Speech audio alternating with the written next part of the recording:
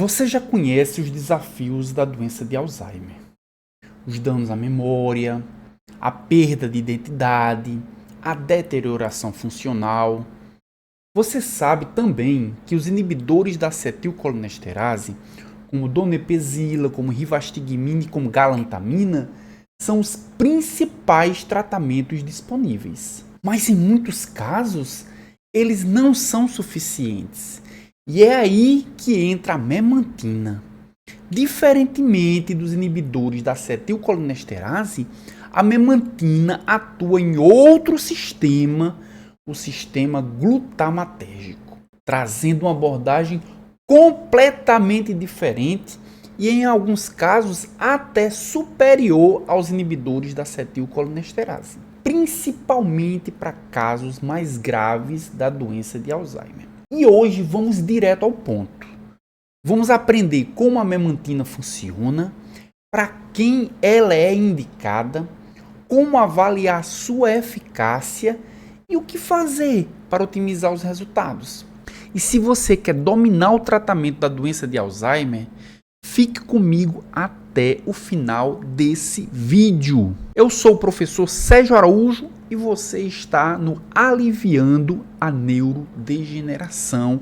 E como você pode ver aqui no slide, é o nosso quinto e último episódio da série Aliviando a Neurodegeneração. E esse episódio se chama Tratando o Paciente com Alzheimer.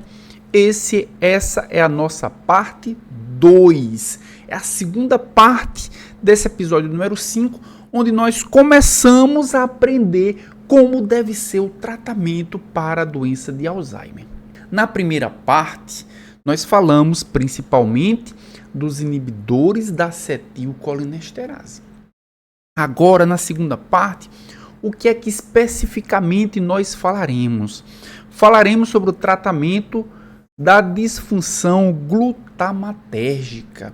Olha aí, caro aluno, eu expliquei para vocês no episódio 4 que a doença de Alzheimer ela tem uma disfunção acetilcolinérgica, mas que uma das causas principais é a excitotoxicidade glutamatérgica.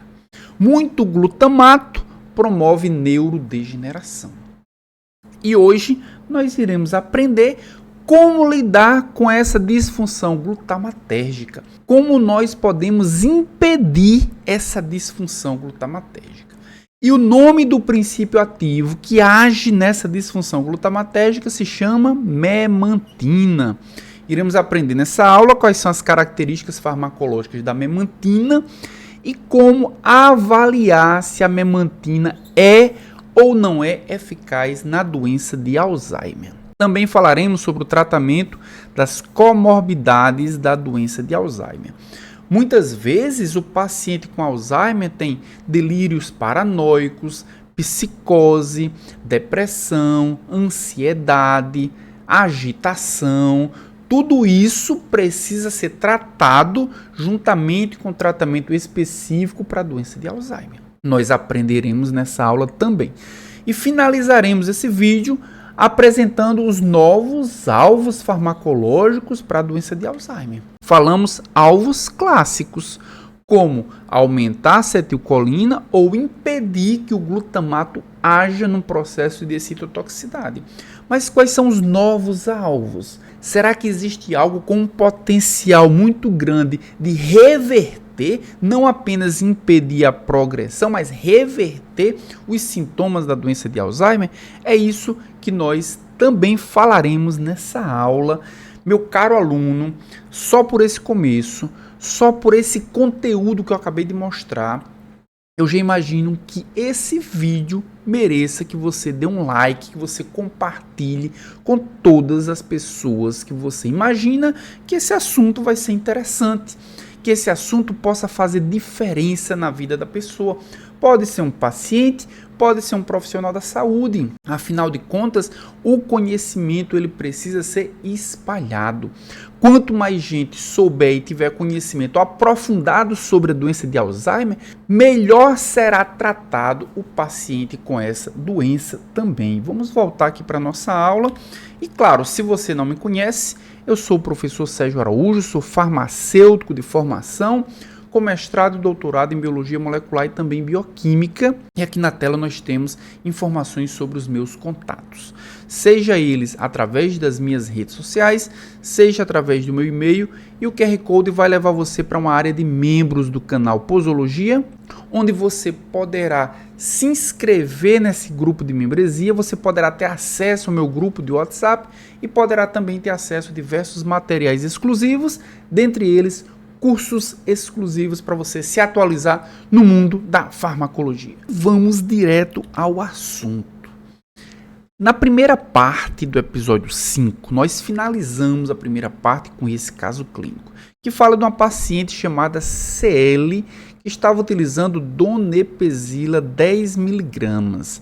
E você viu na primeira parte que um dos tratamentos principais para a doença de Alzheimer é justamente a donepezila, que é um inibidor da acetilcolinesterase. Quando a inibição da acetilcolinesterase é feita, os níveis de acetilcolina vão subir. E para o paciente com a doença de Alzheimer, onde os níveis de acetilcolina estão baixos, quando nós aumentamos, muitas vezes o paciente reverte os sintomas da doença de Alzheimer. Nós vimos também na primeira parte do episódio 5 que 10mg não é a dose inicial de donepezila. A dose inicial de donepezila é 5mg. O paciente começa com 5mg, ele é tratado com 5mg e em 4 a 6 semanas essa dose pode ser aumentada para mais 5, depois para mais 5 e assim por diante. O paciente está utilizando 10mg, ou seja, ele já teve um aumento da dose inicial. O paciente CL está usando a donepezila e teve poucas reações adversas, reações como náuseas leves e diarreia ocasional. E nós vimos também na primeira parte que os inibidores da acetilcolinesterase trazem como reação adversa principalmente efeitos colinérgicos, como náusea e também diarreia. O paciente está tolerando bem essa dose de donepezila. Mas será que essa dose está sendo eficaz? Vamos ver. Ela foi capaz de se envolver em atividades normais com a ajuda de lembretes. Ela também se tornou muito menos irritável de acordo com a família. Ou seja, a donepezila estava sendo eficaz para a paciente. Os sintomas da doença de Alzheimer diminuíram, regrediram, está sob controle com poucas reações adversas. Esse é o melhor dos cenários. Só que um ano depois, se ela está exibindo algum declínio em sua cognição, ou seja, a donepezila conseguiu frear a doença por um ano no máximo. Depois de um ano ela voltou a progredir. Está ficando mais desorientada, particularmente à tarde e à noite. O seu médico avaliou ela e considerou que agora a paciente está no estágio moderado da doença de Alzheimer. E nós vimos na primeira parte que essa paciente começou com a doença leve. Donepezila conseguiu adiar essa evolução em um ano, mas agora a paciente voltou a ter progressão da doença. Agora a paciente está no estágio moderado. E é exatamente isso que vai motivar essa pergunta. Quais outras estratégias de terapia medicamentosa podem ser apropriadas, já que houve piora da doença de Alzheimer no caso da paciente CL? O que pode ser feito? Donepezila não mais está sendo útil. Nós vimos que existem 3 inibidores da acetilcolinesterase. Nós vimos também que existe a possibilidade de se utilizar rivastigmina em alguns cenários, se utilizar galantamina em outros cenários. Será que isso vai ser a opção ou será que a opção vai ser por um outro mecanismo de ação? Bem, vamos entender um pouco baseado nas causas da doença de Alzheimer. A gente precisa pensar nas causas. Quais são as causas da doença de Alzheimer? Vamos relembrar aqui. A doença de Alzheimer vai depender de 3 fatores principais. O primeiro fator é perda de neurônios colinérgicos. E é isso que motiva utilizar inibidores da acetilcolinesterase. Quando nós utilizamos inibidores da acetilcolinesterase e aumentamos os níveis de acetilcolina, nós, pelo menos parcialmente, revertemos essa perda de neurônios colinérgicos, aumentando os níveis de acetilcolina. Essa é uma das causas que podem ser combatidas utilizando inibidores da acetilcolinesterase. Uma outra causa importante da doença de Alzheimer é a deposição de placas senis e emaranhados neurofibrilares em algumas regiões do córtex cerebral. E essa impregnação, essa neurotoxicidade, ainda não tem um tratamento efetivo para eliminar ou pelo menos para prevenir o aparecimento dessas placas senis.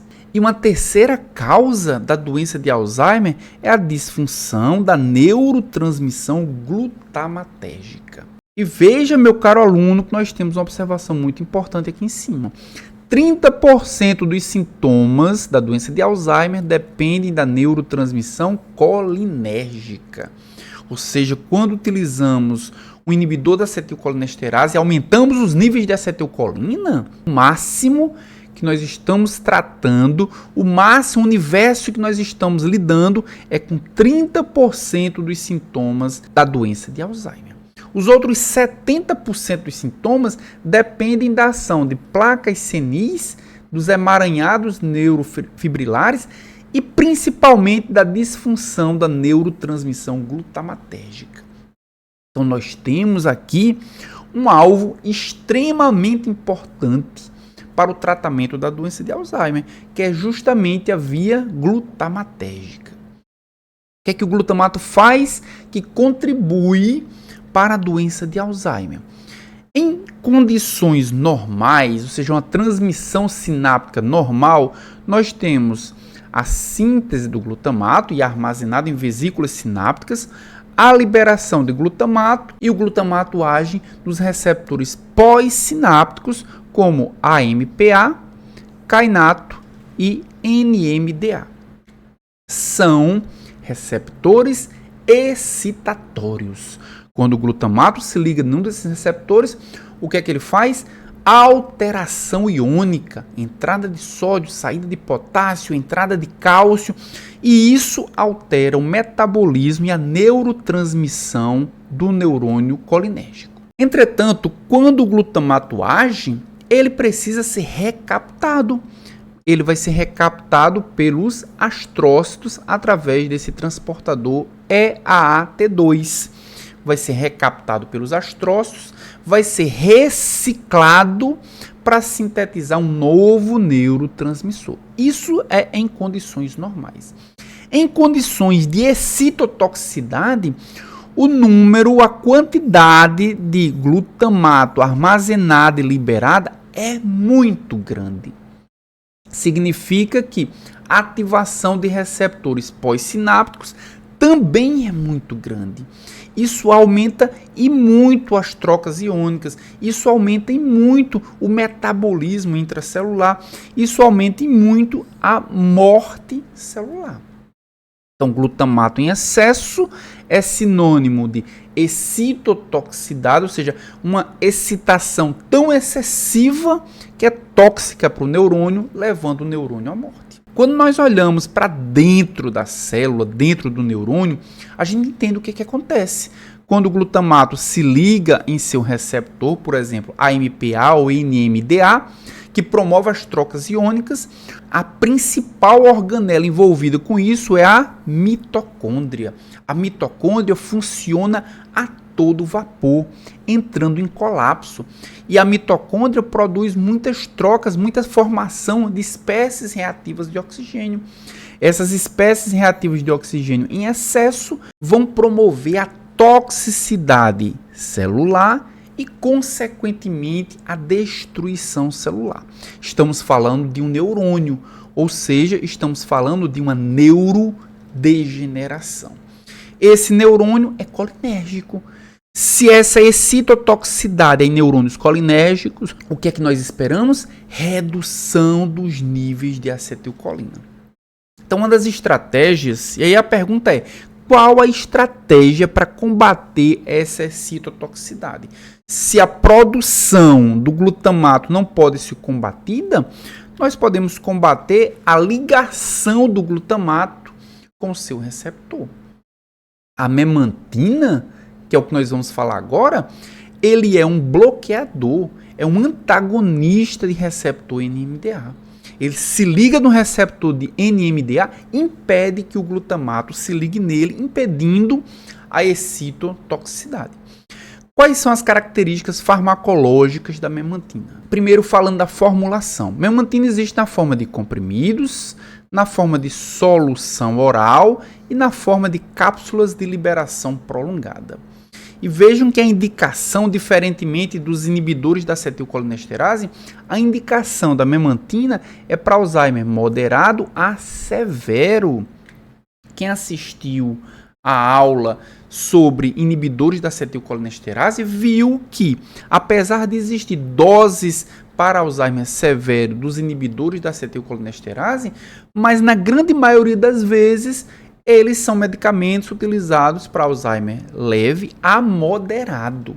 Se o Alzheimer é severo, se o Alzheimer avançou muito, memantina pode ser a única solução. Então, Alzheimer moderado a severo, quais são as vantagens? Menor risco de efeitos colaterais gastrointestinais. Por quê? Porque os efeitos gastrointestinais são resultado do aumento da acetilcolina. Nós não estamos aumentando a acetilcolina. Nós estamos apenas preservando os neurônios colinérgicos da sua degeneração. Também uma outra vantagem é que ele não é metabolizado pela CYP. Por não ser metabolizado pela CYP, ele não depende de um funcionamento exatamente adequado do fígado. Mesmo pessoas que tenham algum grau de insuficiência hepática não vão ter problema, não vão precisar de nenhum ajuste posológico da memantina. Também não vai haver interações medicamentosas a nível de metabolismo, já que as enzimas que vão metabolizar a memantina são diferentes das enzimas que metabolizam outros fármacos também. Falando agora das doses, para comprimido, nós temos doses de 5 e de 10 mg. Para a solução oral, a dose de 2 mg para cada ml de solução. E para as cápsulas de liberação prolongada, as doses são de 7, de 14, de 21 e de 28 mg. Claro que tudo isso vai precisar ser titulado. No caso dos comprimidos, a dose inicial vai ser de 5 mg por dia. Essa dose vai ser aumentada semanalmente para mais 5 mg, então vai passar de 5 para 10, de 10 para 15, de 15 para 20, até atingir exatamente os 10 mg 2 vezes ao dia, ou seja, 20 mg por dia. No caso da solução oral, o aumento acontece em 2,5 ml semanalmente, então a cada semana pode-se acrescentar 2,5 ml até atingir 5 ml 2 vezes ao dia. De certa forma, isso é proporcional à dosagem de comprimido. Na formulação de cápsula de liberação prolongada, o aumento vai ser semanal até atingir os 28 mg por dia. Vai começar com 7 mg, na semana seguinte, se os sintomas não estiverem controlados, 14, 21, até chegar a uma dosagem máxima de 28 mg de memantina na forma de cápsula de liberação prolongada. E a memantina age de que forma? Bem, o mecanismo de ação da memantina, como eu já havia falado, é um bloqueio de receptores NMDA. E para avaliar a ação da memantina, foi feito um experimento muito interessante. Foi colocado em uma cultura de células um ativador de NMDA sozinho ou junto com a memantina e foi avaliado a morte celular. Então, nós podemos ver aqui nessa imagem o ativador de NMDA ativando o NMDA, provocando a excitotoxicidade como se fosse o glutamato, e nós vemos o resultado aqui que é a morte celular por esse processo de excitotoxicidade. Só que quando esse ativador era colocado juntamente com a memantina, o que foi observado foi que a célula ela permaneceu íntegra, ela sobreviveu. Da mesma forma, o experimento foi feito com o fragmento de 42 aminoácidos beta-amiloide, que nós sabemos que está envolvido com a fisiopatologia da doença de Alzheimer. Esse fragmento foi colocado na cultura de célula e foi observado o quê? Destruição celular, também por induzir a produção do glutamato, por induzir a excitotoxicidade e a morte celular. Só que quando esse mesmo fragmento foi colocado com memantina, preservação celular, ou seja, a memantina ajudava a célula a sobreviver a esse processo de excitotoxicidade. Ela bloqueava ou a ação do agonista, a ação do ativador de NMDA ou o próprio glutamato. Olhando aqui nessa imagem, nós podemos ver dois lados, uma cultura de células marcada com corante. Do lado esquerdo, nós temos esse corante Hurst, que avalia se as células estão vivas ou não. Ou seja, um corante que só vai marcar células vivas. Então, nós podemos ver 4 quadrantes aí. Um que é o controle, sem absolutamente nada. Um outro que é com memantina. O outro é com agonista NMDA, um ativador NMDA. E outro com o ativador NMDA mais a memantina. Nós podemos ver pela coloração que todas as culturas têm células vivas, têm células viáveis. Só que depois essa mesma cultura, depois de algum tempo, essa mesma cultura foi marcada com outro corante, que é o corante PI, para avaliar agora as células apoptóticas, ou seja, as células que morreram. O controle nós podemos ver que poucas células identificadas por esses pontos vermelhos, poucas células entraram em apoptose. O grupo celular também, a cultura celular que estava com a memantina, também algumas poucas células entraram em apoptose. Aquele grupo que tinha sido colocado em contato apenas o ativador NMDA, muitas células entraram em apoptose. Mas quando esse ativador de NMDA era colocado juntamente com a memantina, nós tínhamos novamente poucas células que entraram em apoptose, semelhante ao controle e semelhante àquele grupo apenas com a memantina. Desse nosso lado direito, nós temos um gráfico mostrando isso. Claramente, nós temos muito mais células em apoptose no grupo apenas com ativador NMDA, e muito menos naquele com memantina ou memantina com o ativador NMDA. Então a memantina protegia o neurônio. A memantina protege a célula de ser degradada pelo ativador NMDA. Claramente esse experimento mostra isso. Então vamos fazer agora uma avaliação da memantina em um grupo de pacientes que tem Alzheimer severo. Aqui não é mais cultura de célula. Aqui é um experimento feito em pacientes reais. É um experimento clínico. Então foi utilizado 10 mg de memantina por um tempo de 12 semanas em pacientes com Alzheimer severo.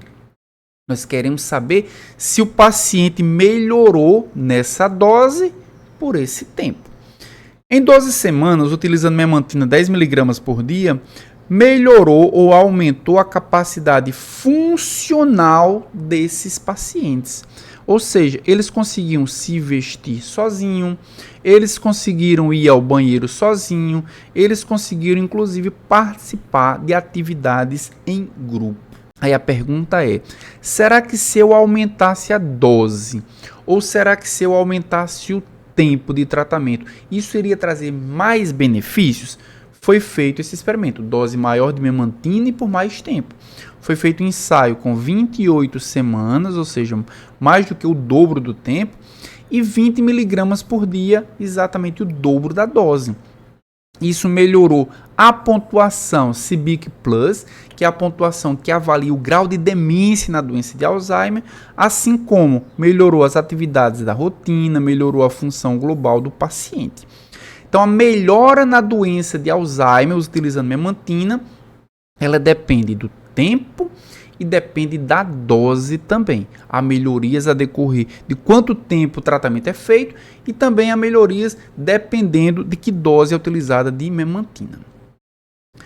Será que a memantina pode ser utilizada combinada? Foi feito esse experimento também. O uso combinado de memantina com o inibidor da acetilcolinesterase, por exemplo, a donepezila, como nós vimos anteriormente, mostrou ser superior a se utilizasse apenas o inibidor da acetilcolinesterase sozinho, ao melhorar as funções cotidianas de pacientes com Alzheimer moderado e também pacientes com Alzheimer grave.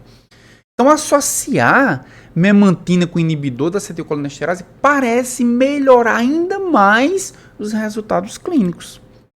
Mas claro que a memantina vai ter efeitos adversos.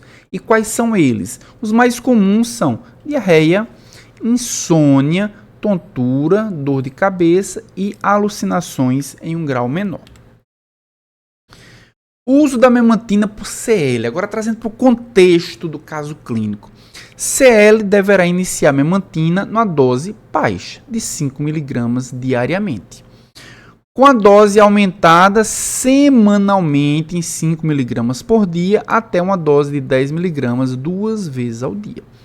Então, CL pode começar com 5, avaliar se em uma semana ele vai ter melhoras clínicas.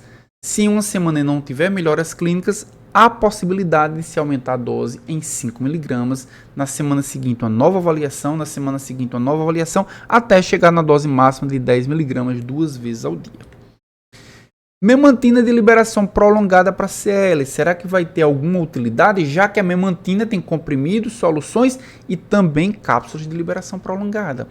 Alternativamente, pode não ser o primeiro tratamento, mas alternativamente, principalmente se o paciente tiver problemas de adesão, pode-se iniciar com a formulação de liberação prolongada, vai ser administrada em doses semanais, começando com 7, podendo aumentar a cada semana para 14, para 21 e para 28 miligramas administrados diariamente. A dose é diária, mas a mudança na dose, a reavaliação com possível mudança da dose, ela é semanal. Então, o tratamento da doença de Alzheimer CL pode passar da donepezila para memantina, ou pode fazer uma associação que me parece até mais justa de donepezila com a memantina. Só que, além dos sintomas da demência, outros distúrbios comportamentais podem coexistir no paciente com Alzheimer. Vamos compreender quais são esses sintomas e quais são essas alterações comportamentais? TG é um homem de 62 anos, estamos agora entrando num segundo caso clínico. Ele foi recentemente diagnosticado com a doença de Alzheimer, para o qual utiliza a donepezila 10 mg na hora de dormir. Donepezila 10 mg uma vez ao dia. Esse paciente, ele também tem hipertensão, tratada por hidroclorotiazida 12,5 mg e também tratado com alodipino 5 mg diariamente. Ele não faz mais suas caminhadas diárias pela vizinhança porque tem o quê? Medo de se perder. Em vez disso, ele segue sua esposa pela casa enquanto ela faz as tarefas diárias.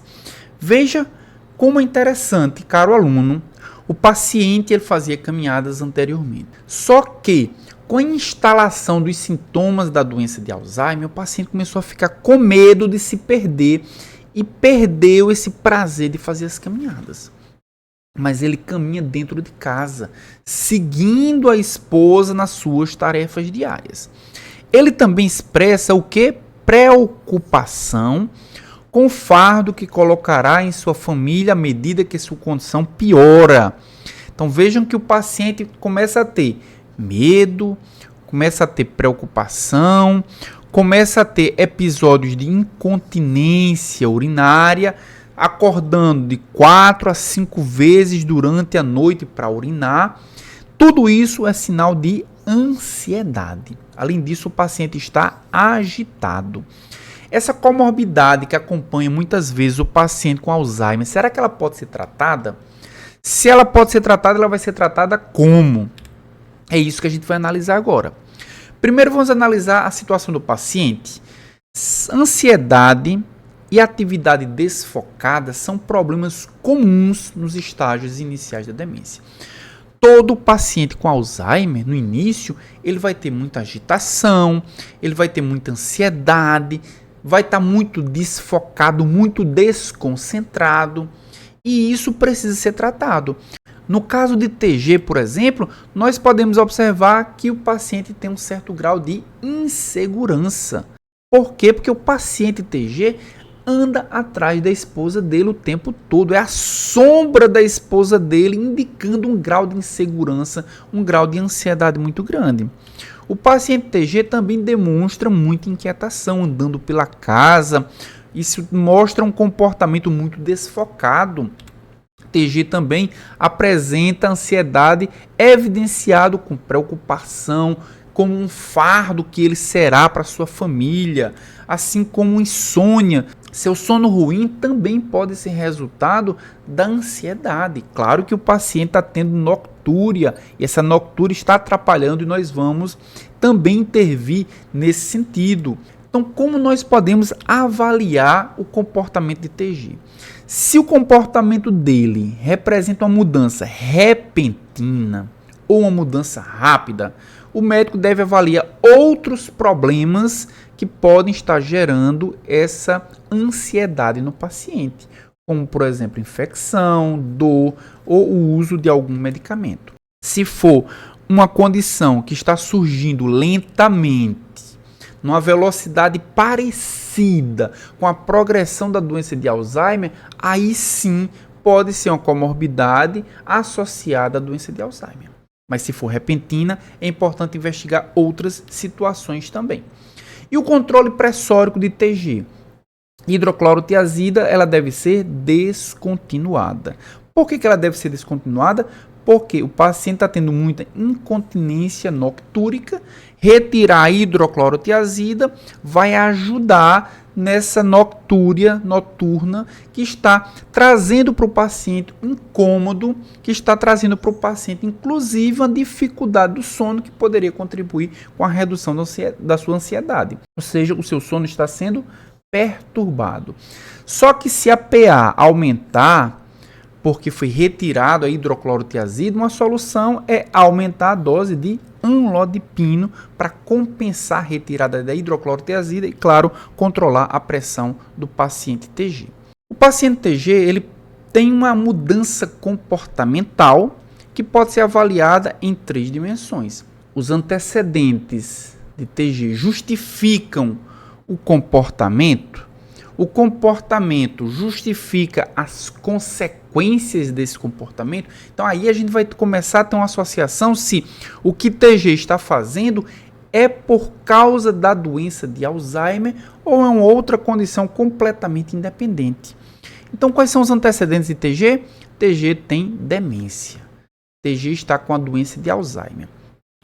Exatamente por isso ele é incapaz de iniciar uma atividade significativa ou agradável por conta própria. Como ele não tem essa capacidade de iniciativa por causa da sua demência, ele começa a ficar entediado. E esse tédio vai trazer uma consequência. A consequência desse tédio, ele se irrita com sua esposa e anda pela casa atrás dela o tempo todo. Então vejam que essas três dimensões, elas estão associadas. Ou seja, muito provavelmente o tratamento, muito provavelmente a condição de saúde da ansiedade do paciente é por causa da sua demência.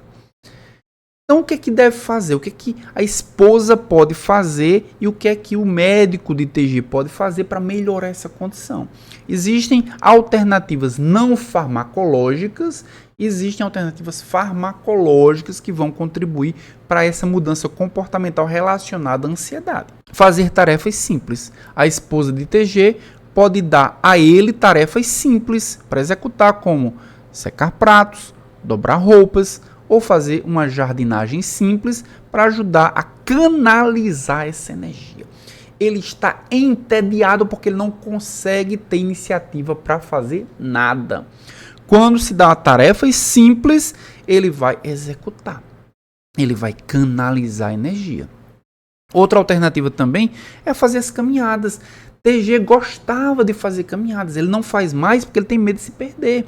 Então a esposa também poderia acompanhá-lo em caminhadas para aliviar seu medo de se perder. E finalmente, como alternativa não farmacológica, fazer outras atividades, onde, por exemplo, matriculando ele em um programa de creches para adulto. Lá vai ter várias atividades que poderiam ajudar ele no excesso de energia e facilitar ele dormir melhor à noite. Do ponto de vista não farmacológico, talvez a esposa dele pudesse estar contribuindo nessas dimensões. Mas do ponto de vista farmacológico, ele poderia utilizar, por exemplo, um benzodiazepínico para tranquilizar, para diminuir a ansiedade. São ansiolíticos comumente usados para tratar a insônia e a ansiedade e podem ser úteis para TG. No entanto, a gente precisa ter algumas preocupações, porque os benzodiazepínicos estão associados a vários resultados negativos em idosos, como confusão, síndrome amnésica, ataxia e quedas. Então, TG, por ser um paciente idoso, ele precisa tomar certos cuidados se ele for fazer uso de um benzodiazepínico. E também o tratamento pode ser com o antidepressivo trazodona. É um antidepressivo sedativo, é muito eficaz na insônia que o paciente está tendo, também é eficaz nos comportamentos agitados e é indicado para pacientes que têm a doença de Alzheimer. O tratamento com trazodona ele é feito 25 mg na hora de dormir, já que ele produz sono e pode chegar até uma dose de 250 mg, isso dividido em vários horários durante o dia. Então vejam que para o tratamento da ansiedade, nós temos benzodiazepínicos e temos a trazodona, principalmente tratamento da insônia e também tratamento das crises de ansiedade. Mas o paciente com Alzheimer pode ter outros problemas. Vamos voltar aqui para o nosso caso clínico para entender melhor, no mesmo paciente TG, o que mais pode acontecer associado à demência. O estado mental do TG continua em declínio, a ponto dele precisar de ajuda para tomar banho e para se vestir. Durante uma consulta, ele acusa a sua esposa e os filhos de roubarem ele. Isso é muito comum, caro aluno. Ele também não consegue localizar sua coleção de moedas que ele colocou em um local seguro quando sua memória começou a declinar. Então ele guardou, se esqueceu, está acusando que a família dele pegou os bens dele. Ele acredita que sua família está conspirando para roubar seus bens e depois jogá-lo na rua.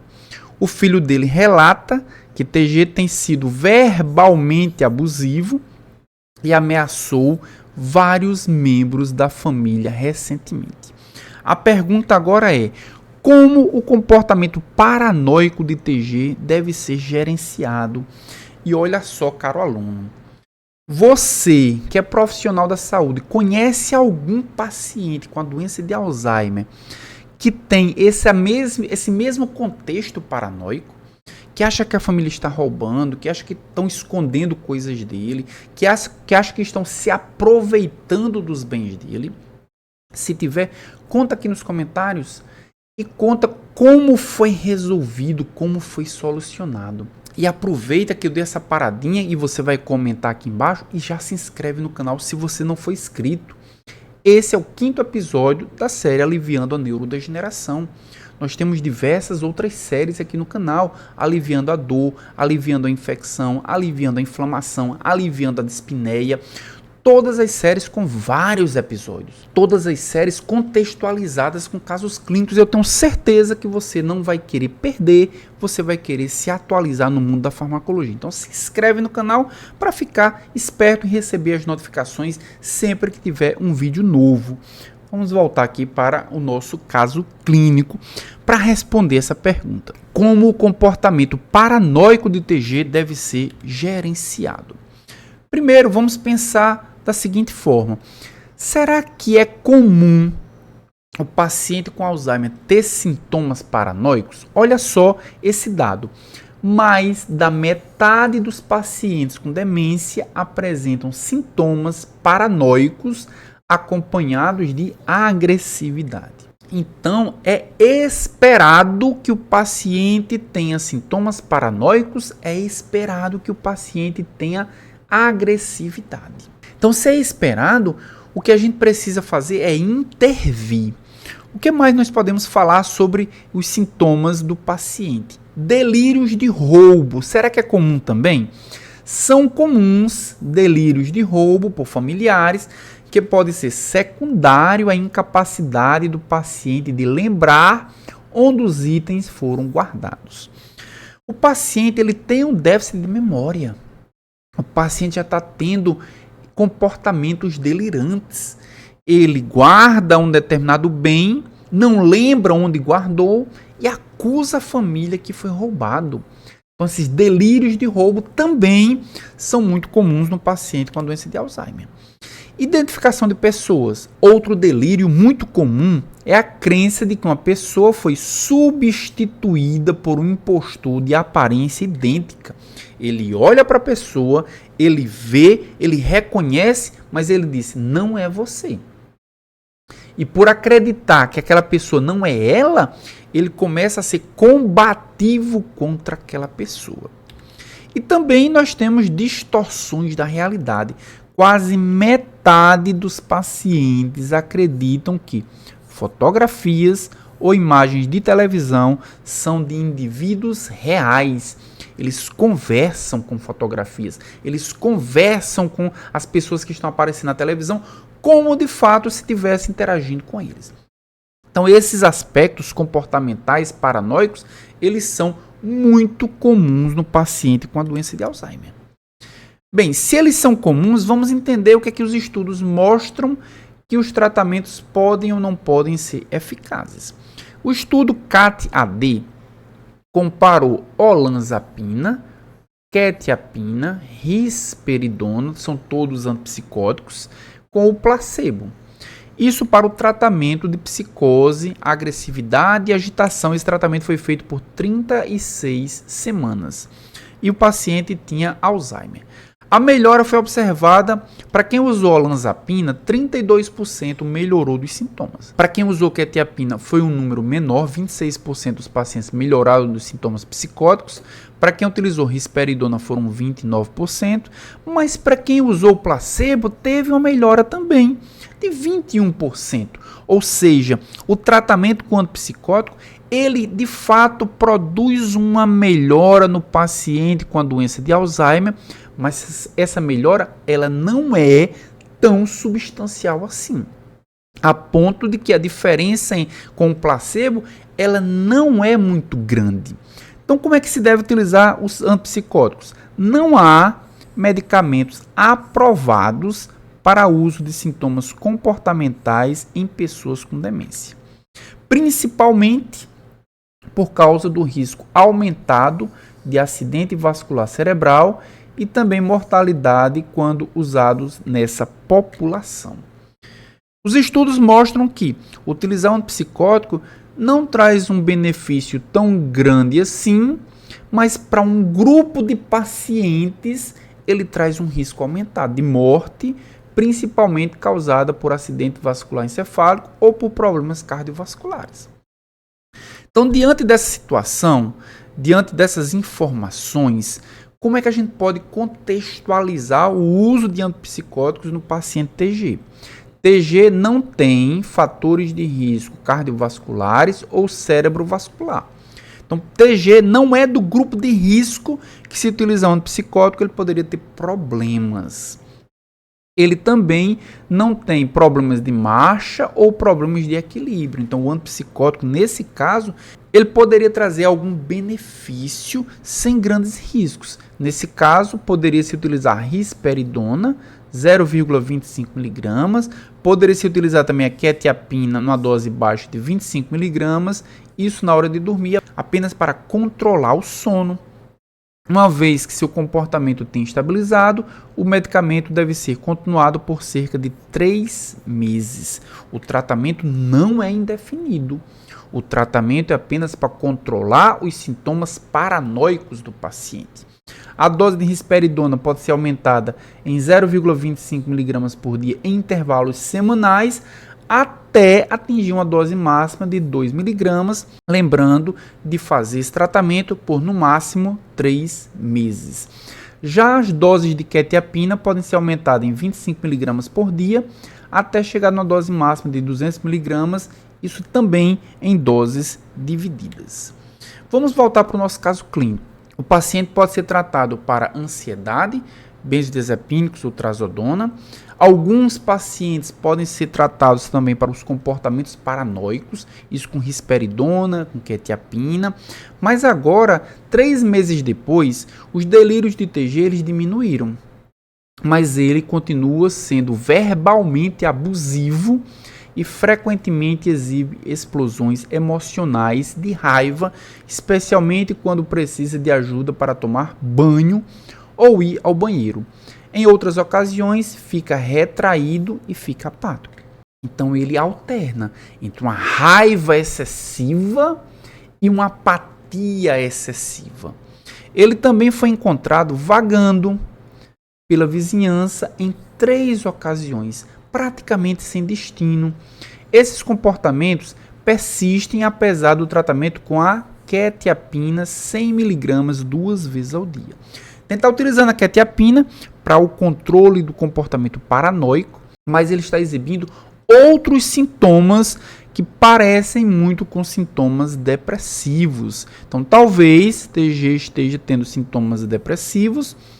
E a pergunta é: como pode ser o manejo do paciente com depressão, que é consequência da demência? Falamos de ansiedade, falamos de comportamento paranoico e agora vamos falar de uma outra comorbidade que pode acompanhar a demência, que é a depressão. E a depressão em pacientes com demência, ela é extremamente difícil de ser diagnosticada, porque o paciente não tem os sintomas clássicos. O paciente pode se apresentar retraído e apático, que são sintomas muito próximos do que normalmente um paciente com depressão tem. Mas ele também apresenta gritos e muita irritabilidade, como os sintomas depressivos. E eles refletem o quê? Sintomas de solidão, de tédio ou a necessidade de atenção. O diagnóstico formal, ele é muito difícil, o diagnóstico de depressão, ele é muito difícil em paciente com demência. Por isso a gente precisa levar em consideração todos esses aspectos, todo esse contexto. Do ponto de vista não farmacológico, como é que essa depressão em um paciente com demência pode ser feita? Ajudar o paciente a se envolver em atividades significativas. A família precisa fazer com que o paciente se envolva em algumas atividades, se engaje socialmente, como por exemplo sair para fazer uma caminhada ou frequentar uma creche para adultos. Tudo isso pode aliviar a apatia e pode reverter essa abstinência que o paciente está tendo de se socializar. Do ponto de vista não farmacológico, essas medidas ajudam bastante. E do ponto de vista farmacológico, sertralina é o principal antidepressivo utilizado para depressão na demência de Alzheimer. Doses de 50 a 150 mg por dia foi superior ao placebo na redução da depressão em pacientes com a doença de Alzheimer durante uma avaliação de 12 semanas. Não é rápido os resultados. Vai tratar o paciente com sintomas de depressão, utilizando sertralina, pode chegar a uma dose de até 150 mg, vai precisar esperar pelo menos 4, 6 semanas, em alguns casos até 12 semanas, para que os sintomas possam ser debelados e o paciente se sinta melhor. A pergunta agora é: que outros tratamentos são promissores e têm potencial para ser usados em pacientes com a doença de Alzheimer? Então nós vimos até agora inibidores da acetilcolinesterase e vimos também antagonista de receptores NMDA do glutamato. São os principais. São os dois lados, a deficiência de acetilcolina ou o excesso de glutamato, que são causas importantes da doença de Alzheimer. Mas que outros potenciais tratamentos podem ser utilizados? E para isso a gente vai precisar analisar quais são os alvos potenciais. A doença de Alzheimer, pelo menos pelas teorias mais aceitas atualmente, ela é resultado do acúmulo de beta-amiloide, da proteína beta-amiloide, da proteína tau e da formação de placas senis, de emaranhados neurofibrilares. A gente precisa pensar que se esses elementos não existissem, pode ser que o paciente não desenvolva a doença. Então, se a gente conseguir eliminar ou impedir a formação dessas proteínas, pode ser também um potencial alvo farmacológico. Então, inibidores da enzima beta-secretase podem impedir que a proteína precursora de beta-amiloide forme exatamente a proteína ou fragmento beta-amiloide. Outra fonte também de inibição pode ser a proteína gama-secretase. Se eu impeço a gama-secretase de agir, eu impeço também a formação de beta-amiloide. Aqui nessa imagem nós podemos ver também dois outros alvos importantes.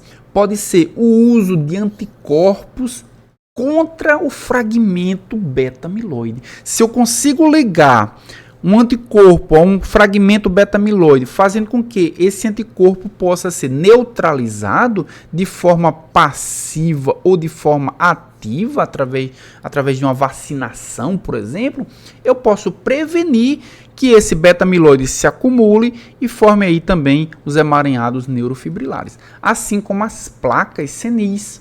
A oligomerização, se eu consigo impedir a oligomerização com inibidores de glutamilciclase, eu também impeço a formação das placas senis.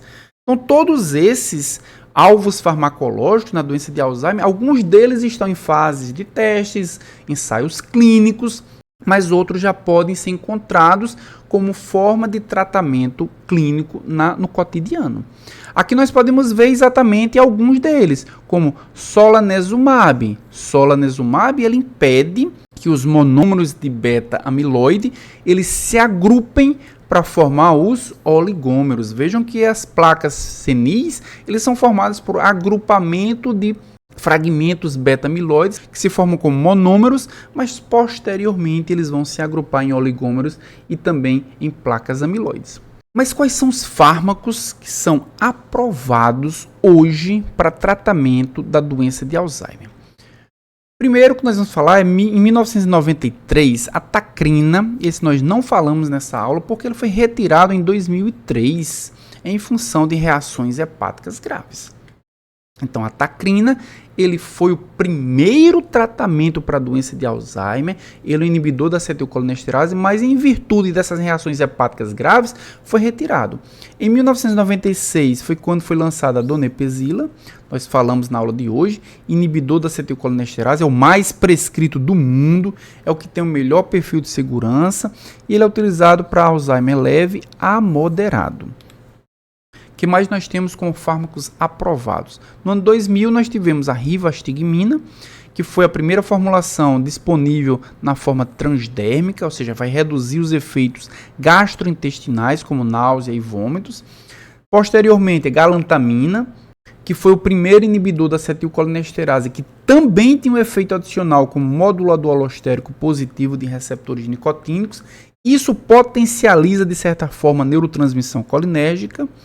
Posteriormente, nós tivemos também, em 2003, a memantina, que nós falamos na aula de hoje, que é o único medicamento aprovado para tratamento da doença de Alzheimer, moderada a grave, em qualquer dose e que atua exatamente bloqueando a neurotransmissão glutamatérgica.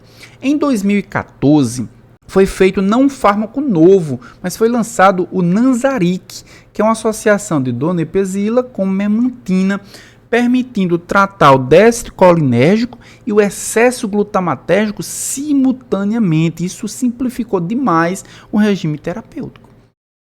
Seguindo aqui, em 2019, oligomanato de sódio foi a primeira formulação que modula a microbiota intestinal, reduz a neuroinflamação, por meio da alteração da composição bacteriana e da inibição da formação dos agregados de beta-amiloide. Pela primeira vez, foi utilizada uma formulação que age na microbiota intestinal e não nas regiões cerebrais.